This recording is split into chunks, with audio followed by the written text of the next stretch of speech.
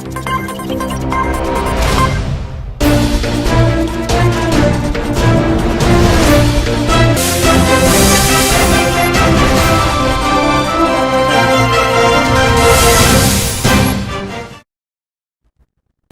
Welcome to even TV. నా పేరు రియాజ్. నేటి యువతరంలో సోషల్ మీడియా వేదికగా చేసుకుని ముందుకు సాగుతున్నారు. భారత్ పాకిస్తాన్ మధ్య యుద్ధ తరుణంలో లడఖ్కు వెళ్లాలనే ఆలోచనతో స్వదేశీ యాత్రికుడు ముందుకు సాగాడు. అదే మన ముందు స్వదేశీ యాత్రికుడు అయితే ఉన్నారు. అయితే వాళ్ళని అడిగి మరిన్ని విషయాలు అయితే తెలుసుకునే ప్రయత్నం చేద్దాం. నమస్తే, మీ పేరు? నా పేరు షేక్ హజరత్. మీరు లడఖ్కు వెళ్ళాలనే ఆలోచన ఎట్లా వచ్చింది? మా ఏరియాలోంచి ఇట్లా సల్మాన్ రైడర్ అలాగే వంశీరెడ్డి వ్లాగ్స్ అని చెప్పేసి 2-3 అన్నోళ్ళు అయితే వెళ్ళొచ్చారు.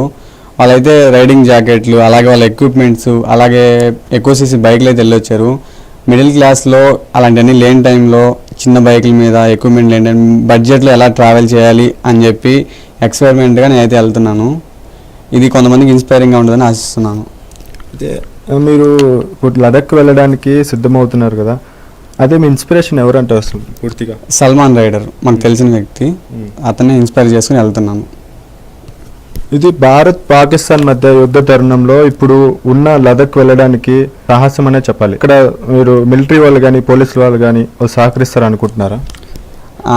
ఇప్పుడు నేను వేరే దేశాలకి బార్డర్లకి ఏమి వెళ్ళట్లేదు. నా దేశంలో ఒక రాష్ట్రానికి నేను వెళ్ళదలుచుకున్నాను కాబట్టి వాళ్ళు సహకరిస్తారు. అలాగే దేశం నాకు తోడుగా ఉంటుందని అయితే కోరుకుంటున్నాను. ఈ మధ్య రీసెంట్గా పహల్గామ్ అటాక్ అయితే జరిగింది. అందులో చాలామంది అయితే చనిపోయారు.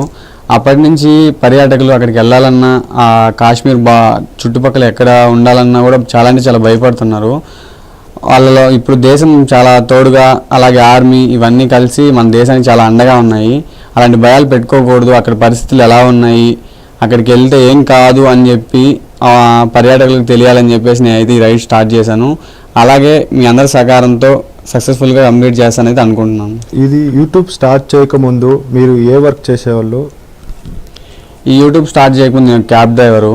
అయితే ఇక్కడ ఎప్పటి నుంచి నాకు యూట్యూబ్ చేయాలని చాలా అయితే ఆశగా ఉండేది. నేను చదువుకోలేకపోయాను మా డాడీ చనిపోయిన తర్వాత. ఎలాగోలా మా ఇంట్లో వాళ్ళకి ఒక పేరు అనేది తీసుకురావాలి, మనం అనేది గుర్తింపు ఉండాలని చెప్పేసి నేను యూట్యూబ్స్ అయితే స్టార్ట్ చేద్దాం అనుకున్నాను. ఒక 3-4 ఇయర్స్ కష్టపడి ఎక్విప్మెంట్స్ అన్నీ తీసుకొని ఇప్పుడు ప్రజెంట్ నేను రైడ్ చేస్తున్నాను. ఇప్పుడు నాకు బ్యాకప్ వచ్చేసి మా తమ్ముడు, తనకు వచ్చిన శాలరీ నాకు ఇస్తే నేను దాంతో రైడ్ కానీ ట్రిప్లు కానీ వేస్తూ ఉంటాను. ఇప్పుడు మొత్తానికి లడఖ్కి వెళ్ళడానికి మీ కుటుంబం సహకరిస్తున్నారు? సహకరిస్తున్నారన్న. మా అమ్మ మాకు సపోర్టు, డాడీ లేరు. ఇంకా తమ్ముడు వచ్చేసి తనకు వచ్చిన శాలరీ నాకే ఇస్తాడు. కాకుంటే ఎలాగోలా మా ఫ్యామిలీని నేను పైకి తీసుకురావాలని ఒక చిన్న ఆశ అయితే ఉంది.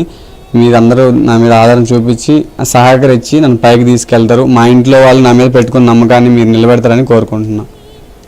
ఆల్ ఇండియా ట్రావెలింగ్ అనేది సక్సెస్ఫుల్గా జరగాలని చెప్పేసి అలాగే మనుషుల్లో కులమతాల భేదాలన్నీ పోవాలి, అంతా ఒకటే అని తెలియాలని చెప్పేసి నేను ముస్లిం అయి ఉన్నప్పటికీ కూడా అరుణాచలం వరకు పాదయాత్ర అయితే చేసుకుంటూ వెళ్ళాను.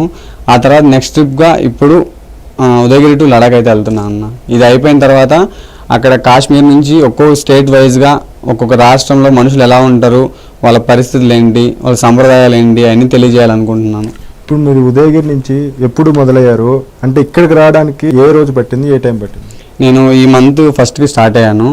అయితే ఇట్లా నా ఖర్చులు తగ్గించుకునే భాగంలో నేను మా ఫ్రెండ్స్ని అలాగే నన్ను ఫాలో అవుతున్న వాళ్ళందరినీ మీట్ అవ్వకుంటూ ఇట్లా మన తెలుగు 2 రాష్ట్రాలని మన కోసం అంటే ఎవరైనా వస్తారు, సో వాళ్ళని కలుసుకుంటూ వాళ్ళ సహారం తీసుకుంటూ వాళ్ళు ఇచ్చే అభిమానంతో ప్రోత్సాహంగా ఇక్కడ ఉండే టెంపుల్స్ చూసుకుంటూ అన్ని వీడియోలు చేసుకుంటూ వస్తున్నాను. అదే రీసెంట్లీ చూశాను మీ ఇన్స్టాగ్రామ్లో ఆపరేషన్ సింధూరా అని మోడీ గారు చేపట్టిన మీరు సక్సెస్ఫుల్గా అనేసి మీరు అందరికి ఇన్స్పిరేషన్గా ఒక ఇండియన్ ఫ్లాగ్ తీసుకొని మొత్తం ఎక్స్ప్లోర్ చేస్తున్నారు కదా, దానికి ఏంటంటారు?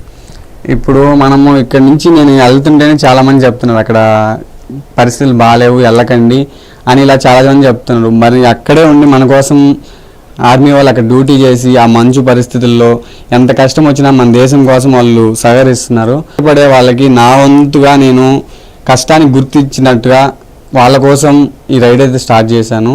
అలాగే వాళ్ళు దీన్ని చూసి కొంచెం సంతోషపడతారైతే అనుకుంటున్నాను. ఓకే, థ్యాంక్ యూ అండి మా స్టూడియోకి వచ్చి ఇంత విలువైన సమయాన్ని మీరు కేటాయించడానికి. అయితే చూశారు కదా, స్వదేశీ యాత్రికుడు లడఖ్ వెళ్ళడానికి తయారయ్యాడు. తన సోషల్ మీడియా వేదికగా మీ వంతు సహాయం అందించాలనేసి మా ఏవన్ టీవీ తరపున అయితే కోరుకుంటున్నాం. ఇది ఇవాల్టి కార్యక్రమం. మళ్ళీ ఇంకో కార్యక్రమం మళ్ళీ కలుసుకున్నాం. Until then keep smiling. Signing off. Jai Hind.